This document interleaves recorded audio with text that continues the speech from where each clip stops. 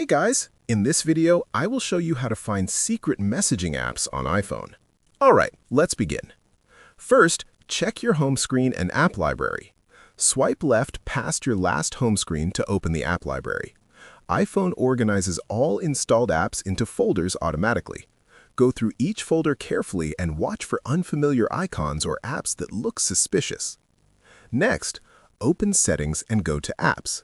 This lists all installed apps.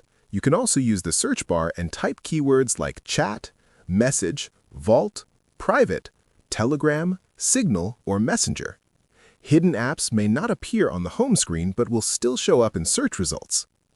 Finally, pay attention to any unusual app behavior, such as extra storage usage or notifications from unknown apps.